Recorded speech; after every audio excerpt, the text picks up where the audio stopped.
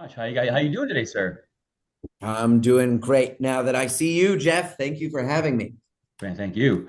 First, congratulations on the special. I thought it was delightful and funny. Thank you. Thank you. I agree in that I'm often tortured by what I have to watch while with my children. And I was definitively untortured by this project. I'm always a sucker for anything that I can happily sit and watch with my kids. And Sure, I think that sure. that was exactly the objective of this was to have something that, yes, is going to appeal to kids who are going to Chuck E. Cheese birthdays right now, but also appeal to the parents who are going to Chuck E. Cheese birthdays in their childhood who have a lot of nostalgic memories Sure. of what that's like and trying to tap into that for an older audience too and have jokes for everybody, visual gags that kids love, but also one-liners that kids are definitely not going to understand. That's Which definitely for I the really, parents. as a parent, I really appreciate. And some that grew up, in the 80s as well, going to Chuck E. Cheese and having kids that did as well. I really appreciate all of that as well. Yeah, absolutely. Me too. So it was an honor to be a part of it, to hit it on the nostalgic side for me, to take a pass at what Chuck E. Cheese looks like from a narrative perspective, like in his own Sure, universe, but then also be able to expand that for my own kids who are just starting to go to birthdays themselves, with their friends. And sure. now we can go, and it's going to be I haven't been to a Chuck E. Cheese since doing this, but it's going to be really weird when I walk in and I'm I'm sure. like, my kingdom. It's, Sure. I'm the one. I wonder if they're ever like if it's going to come to a point where they start like working in like playing the special or like hopefully to the point if it goes to series and they do more stuff where it's like playing there and I can just like be hiding behind the arcade machines just like saying things in the voice like just In the voice, driving sure. kids insane like, where is he? How did the role come to you?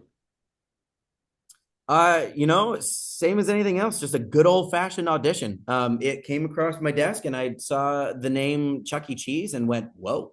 It's always intimidating when I see a character or a project that is something that I know carries a lot of weight due Sure. to its nostalgic impact and really wanting to honor it and do right by it. When I got the audition, it was actually for two parts to do Chucky and Jasper. And so I recorded both, and I really liked my version of Jasper. I thought that it was great. And I really thought that my version of Chucky was not that great and not particularly special or charactery enough, or, it just, I think I think I was overthinking like the magnitude of the character that I was like, surely not. I'm surely Sure. there's got to be somebody out there who's just that like perfect voice. And so I even emailed my agent. I was like, I really like my take on Jasper, but take a listen to Chucky. If you don't think it's worth it, don't even send it. I don't want to like embarrass myself. Like if it's Sure. just not a strong, choice.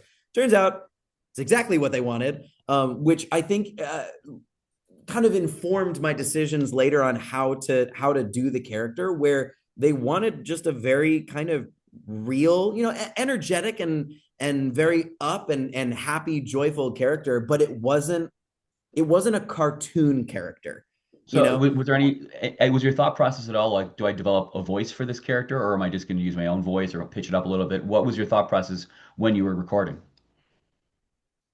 Exactly. Yeah. So when I did the character, I knew that based on the concept art and his size, I did it in my voice at first.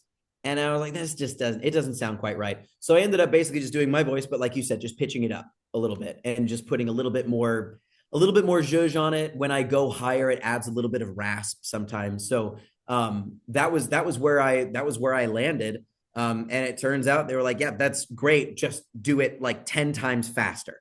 So we Okay. uh, we worked together in the sort of callback work session Zoom to figure out the pace and the timing because I had no frame of reference for what they wanted that to sound like. But when they told me like this is written to be very snappy and kind of on top of each other, not overlapping per se, but it just keeps the energy up and it's very tight, the dialogue. So once I knew that, then we were able to focus in not so much on the voice but the timing, and then it just sort of became this amalgamation of my efforts and theirs and what they had in mind. And we landed on something that ends up being, high energy and engaging, but also a lot of heart and a lot of opportunities to have moments of real kind of emotion and sweetness from one character to the other. And I think that becomes pretty evident. It's a very heartfelt Christmas special. It's not just a cartoon. There's something a little bit more to it. And that was one of the things that intrigued me the most in reading the script, was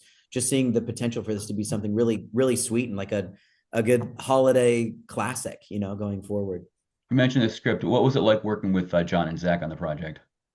Oh, dream come true. I mean, I walked into that room and within probably the first 2 minutes knew these are exactly the kinds of guys in voiceover that I love working with, where they hit the perfect balance of, they're not set in their ways, where they're like, no, you're going to do this, you're going to say the words this way. There was times where we were rewriting dialogue together, rewriting lines and collaborating, and I'd go, well, like, what about this? And then, they'd say, oh, that's funny. Then let's do that. And then let's do this. And we would change things as we were going. It was a very yin yang relationship. But then at the same time, they were so sure of the tone and what they wanted that there was also certain lines where they're like, we hear it this way.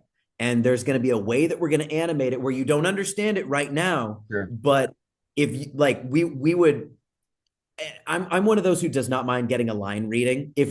I try to be so respectful, because now that I'm doing stuff behind the camera, I understand the feeling of, oh, it's going to be so funny if it's delivered just like this.